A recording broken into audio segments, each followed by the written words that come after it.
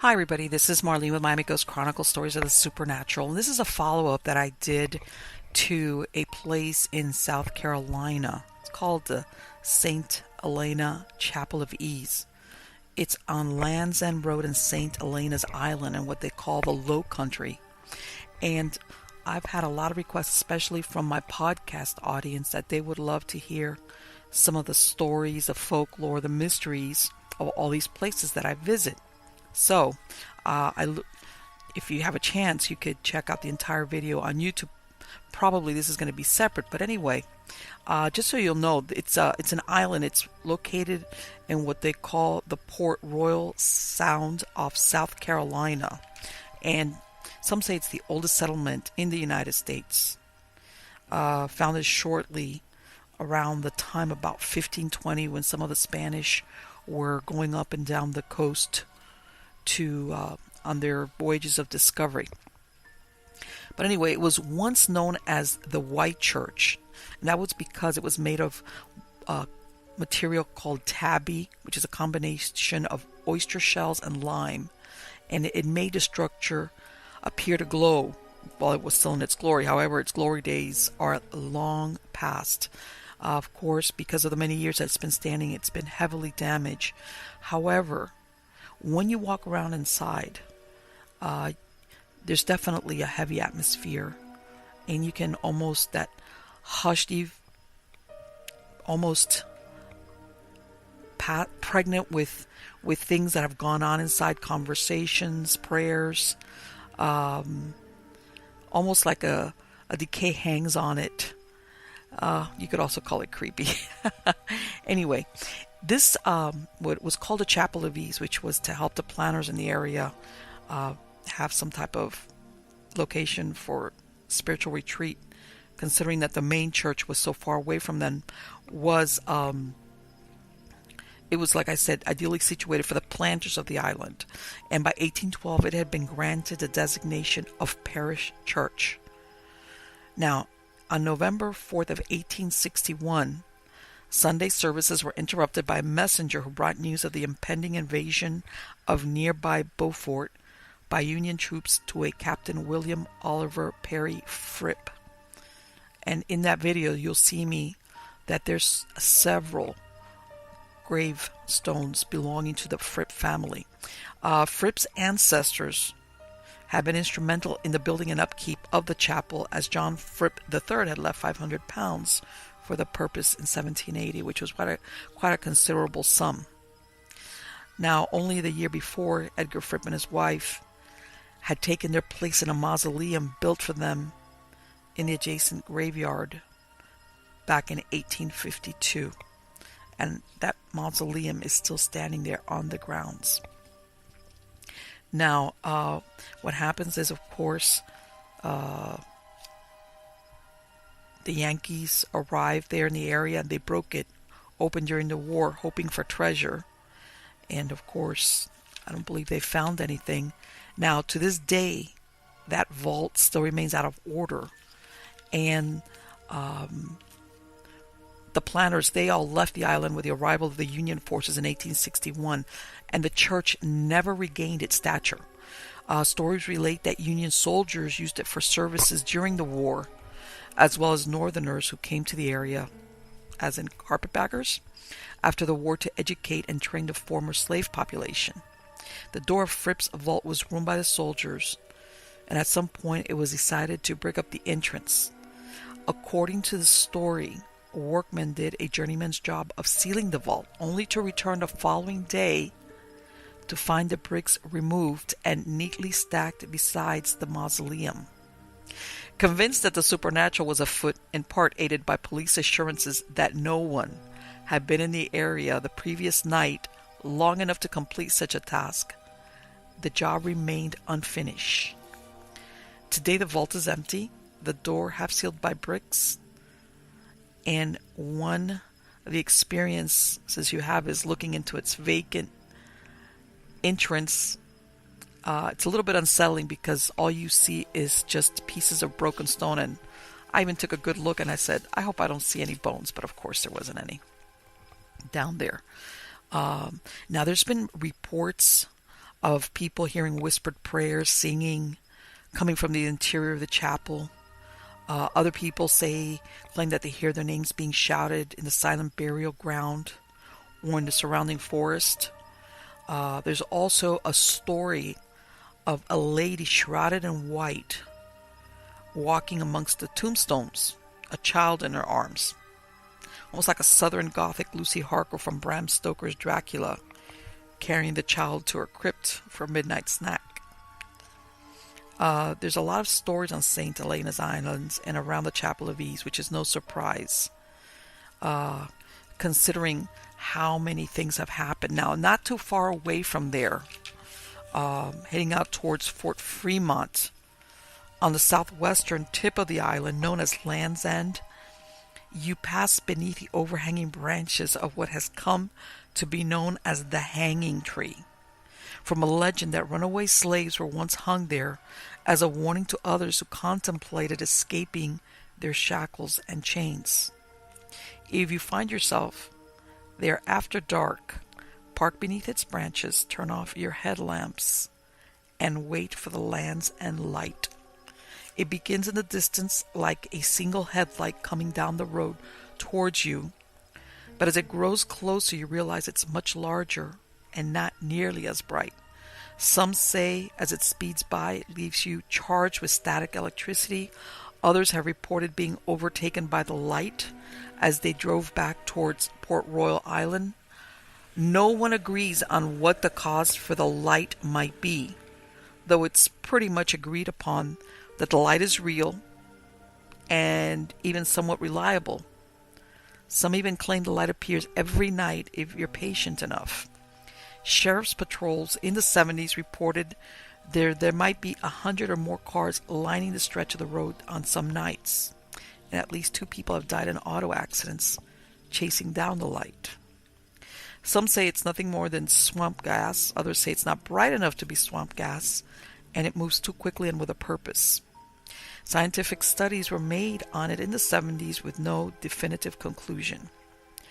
The one idea which seems to pull more weight than others is that it's an optical illusion created by the distant lights of headlamps further down the road, which perhaps is what led to the story that it's the ghost of several children who were killed when the bus they were riding in slammed into the hanging trees. Those that believe the supernatural claim also say it's the ghost of unfortunate slaves hung from the tree, as it's been said to hover among its branches. Some say it's the ghost of a Union officer who lost his head in the war, and another story, it's the soul of a departed Confederate soldier. The unfortunate fellow was on patrol one evening when, surprised by Union soldiers, one of them sliced his head off and tossed it in the bay. That he now roams the countryside looking for his lost head. From what I understand, there's still sightings of that light. Now, here's another story. This is what's called the Blue Lady on Hilton Head Island. And this is attached to the Leamington Lighthouse, which right now stands in the Palmetto Dunes. And it was built around 1880 to guide ships into Port Royal Sound. And the story goes that in 1898, there was a frightful hurricane that pounded the coast of South Carolina. And Adam Fripp, the lighthouse keeper, was unwavering in his attempts to keep the light burning for a ship that was caught out in the terrible seas. But Fripp suffered a heart attack during the storm. His younger daughter, Caroline, moved him to the lighthouse keeper's cottage. Now, she vigilantly divided her time that night attending to the burning light to guide the ship to safety and checking on her father. Sadly, he passed, and the next few days Caroline paced between the lighthouse and the cottage, all the while wearing the same long blue dress. She passed soon after, some say from shock, although some say she lived a long life, continuing to warn ships of high tides and storms. Now, another version of this tragic story is that Caroline was thrown over the railing of the lighthouse during the hurricane, while another version states that she was in love with a handsome young man that her father would not let her marry. She was so devastated that she hurled herself off of the lighthouse and to this day wanders the grounds looking for her true love. Legend has it that on rainy, windy nights, Caroline can be seen wandering the grounds of the original lighthouse complex, keeping watch and calling out for her deceased father or lost love, spending eternity donned in her long blue dress. The lightkeeper's quarters were moved to Harbor Town in the 1960s, where they still house local businesses. Some say the move confused Caroline, and she sometimes appears in this location as well. Here's another story. It's called The Lovers of Fripp Island Beach. And the story goes that during the spring of 1718, Edward Teach, better known as Blackbeard, a notorious pirate, ordered a week-long blockade on Charleston, South Carolina. During this time, he took hostages, one rumored to be a member of the governor's council. According to the legend, he abducted a beautiful girl and whisked her away to Fripp Island. She wanted nothing to do with Blackbeard, and this infuriated him. He learned she was betrothed to another and had the man killed, bringing his severed hand to the girl. She was so grief-stricken that she drowned herself in the salty sea.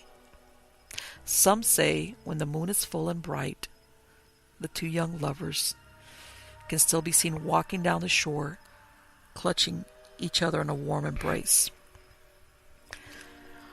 So many urban myths. Makes you wonder if there's any truth in there somewhere. There probably is.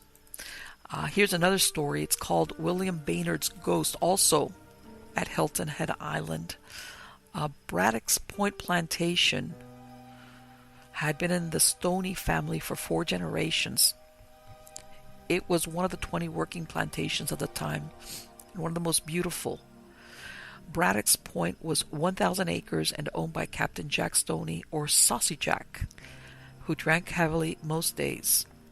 One night, Saucy Jack challenged William Baynard, a newcomer and successful planner from Edisto Island, to a high-stakes poker game.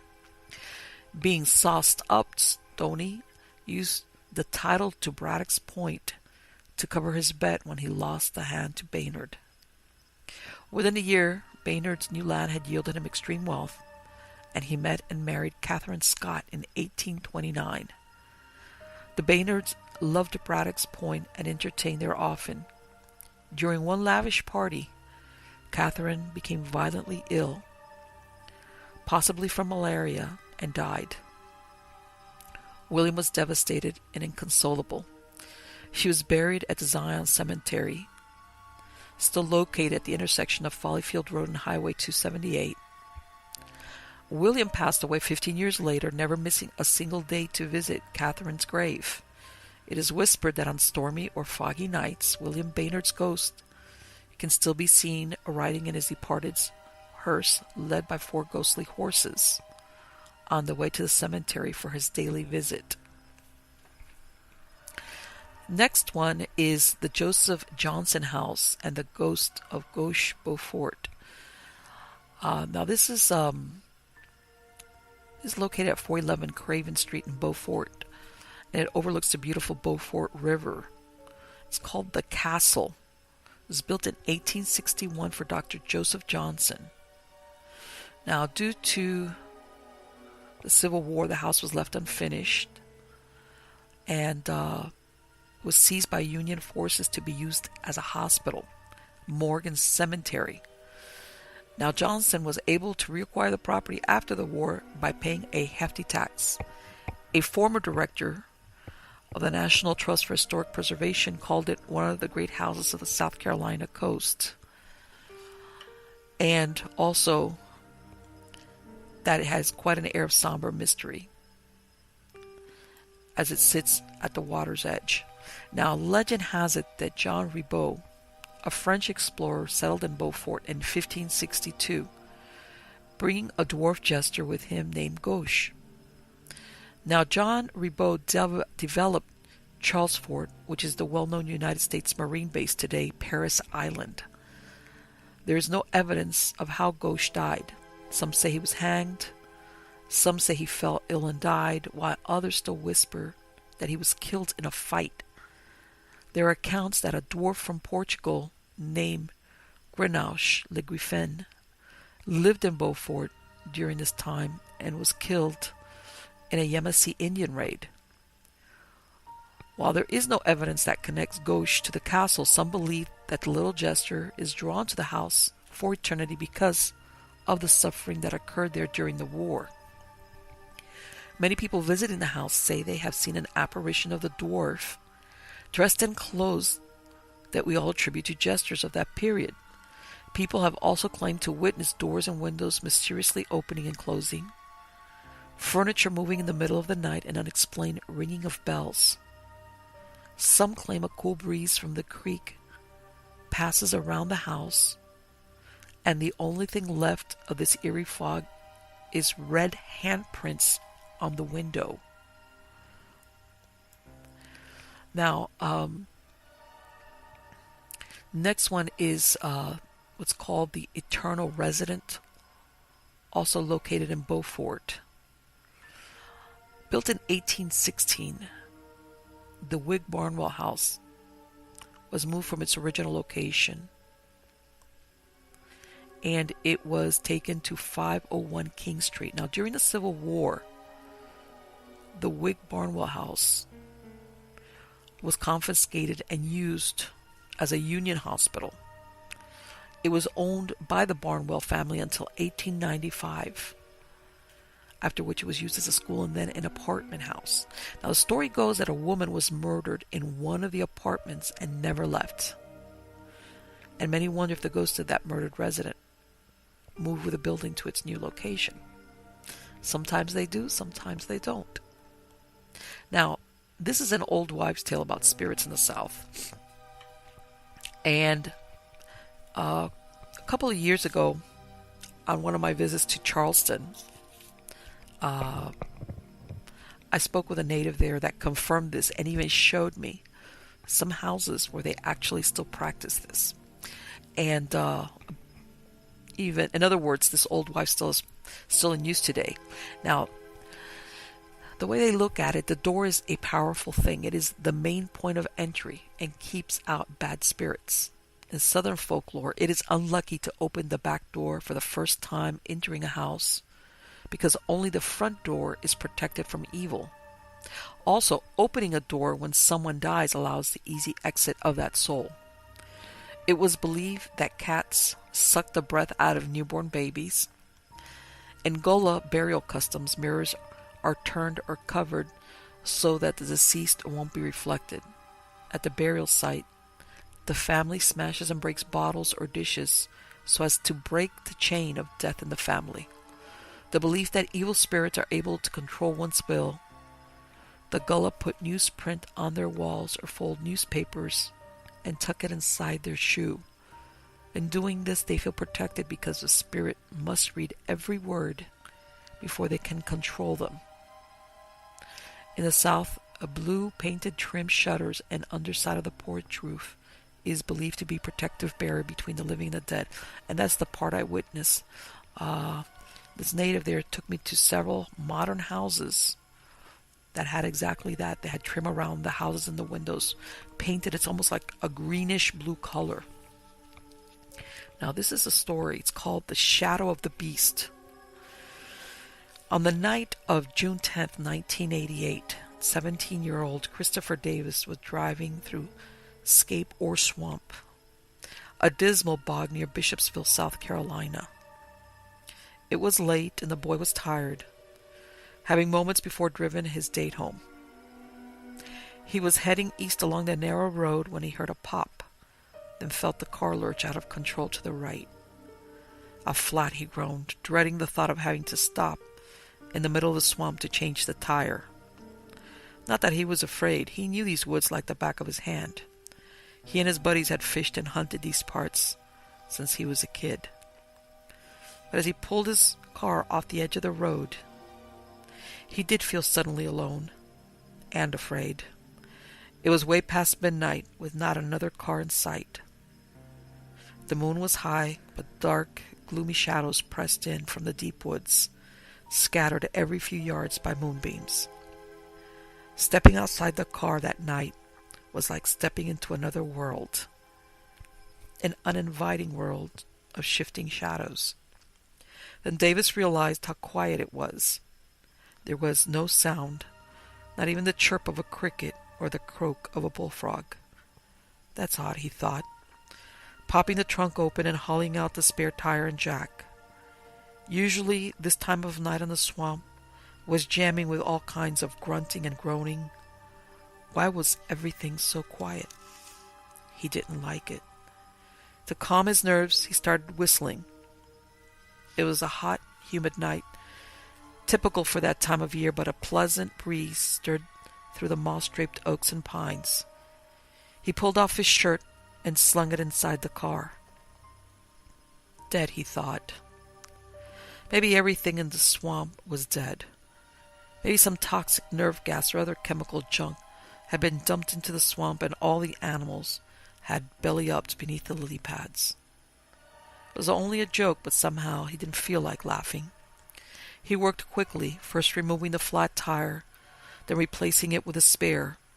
At the back of his mind was a wish that he could see the headlights of another car approaching up the highway. That would be a welcome sight. He vowed never to complain about traffic again. The tire changed. Young Davis wiped his hands and looked around before stepping back into the car. That's when he heard the noise off in the woods, a shuffling sound, like that of a large animal dragging itself slowly towards him through the bushes. He was reminded of the sound skin divers make when they try to walk on dry lands with flippers. Swish, swish, swish. Without a flashlight, it was impossible to see what was making the noise. Not that he really wanted to, but something had come over the boy and he found himself unable to move. Large drops of sweat broke out on his forehead and the palms of his hands felt like jelly.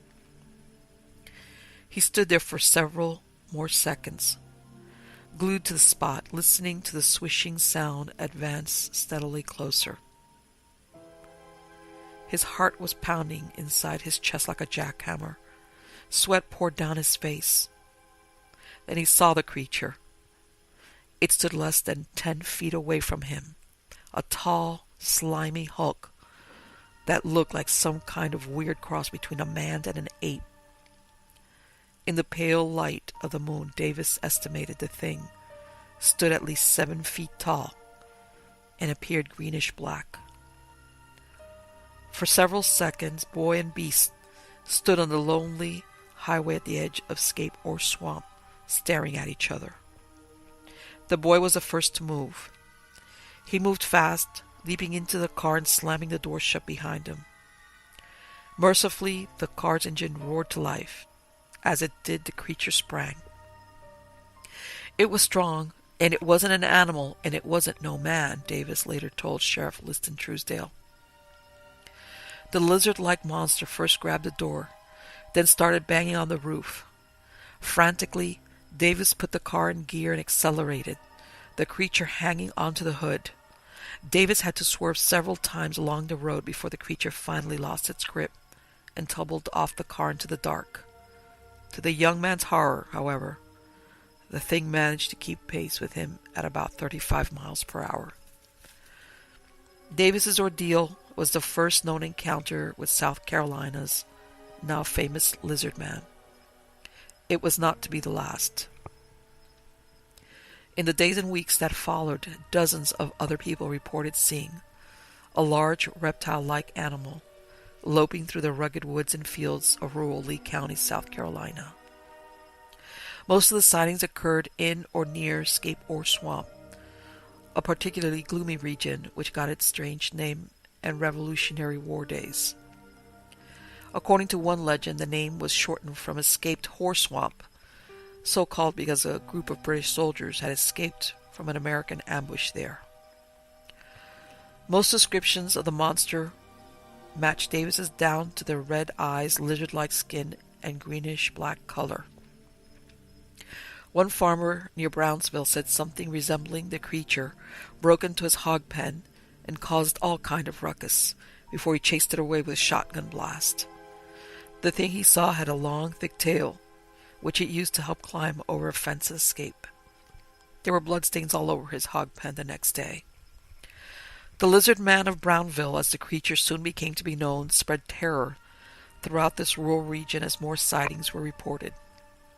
Sheriff's deputies were pressed into round-the-clock action as alarmed citizens began stocking up on guns and ammunition.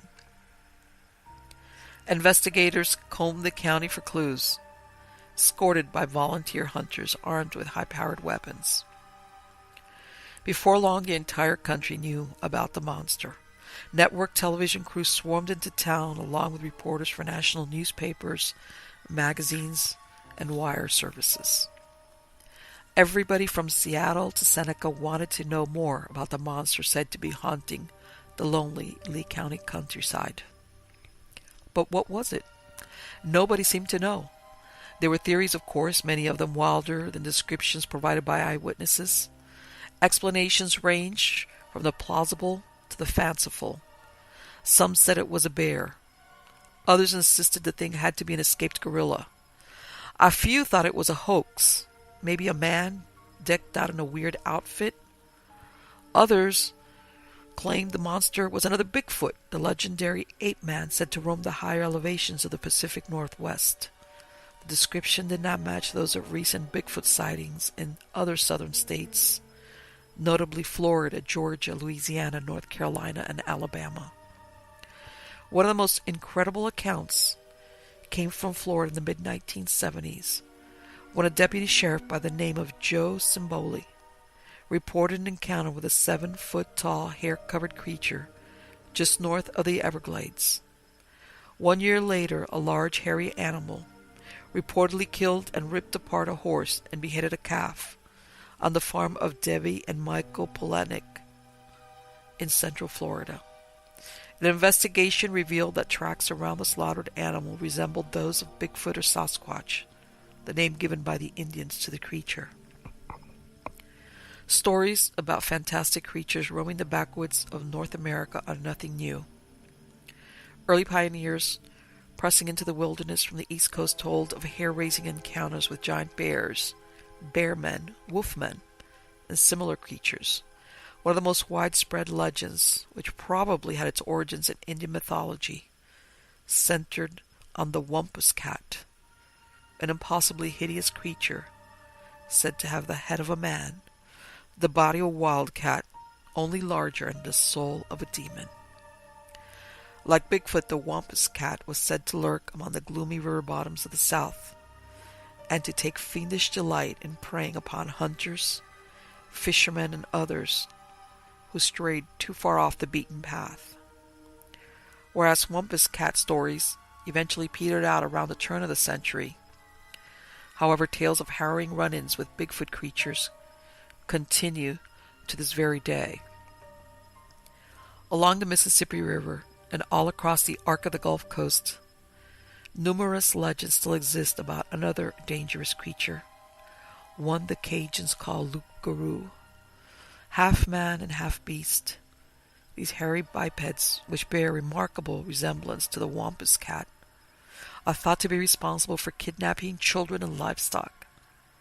In all, more than 13 states, many of them southern, have reported sightings of incredible beasts such as Bigfoot, loup-garou, or the Lizard Man.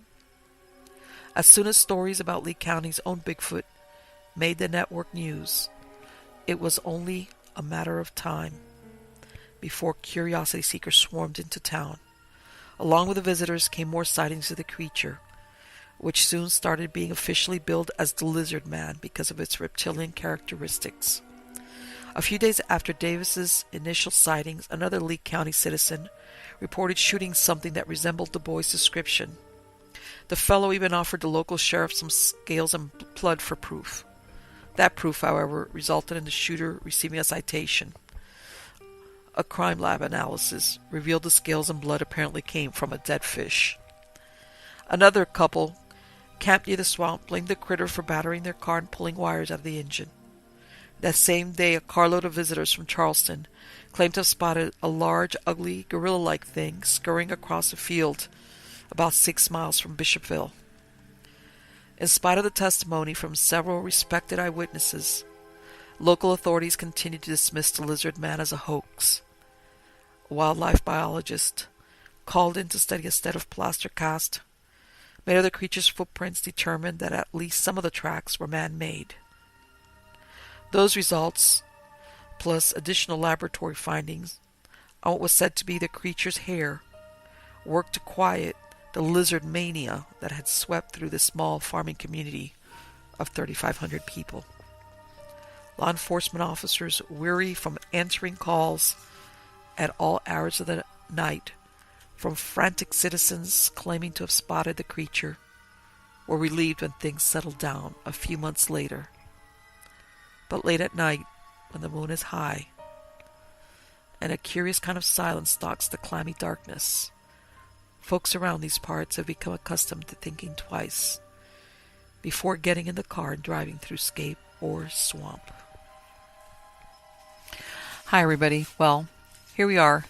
I hope you enjoyed it. I know I enjoy telling these stories, especially, like I said, for those of you who are just listening to the podcast. So please subscribe to my channel, share the link. Again, I'm asking for any of my true believers, if you've got true stories, go to my website, miamighostchronicles.com, and look at the tab that says Submit Your Story. And you can either email it to me, tape yourself, or we could get together and I can either record you on the phone or on Skype. Just go there and you'll see what I mean. And I want to thank you so very, very much for being part of the audience. Make sure to catch me on Facebook and on Twitter when I live stream via Periscope.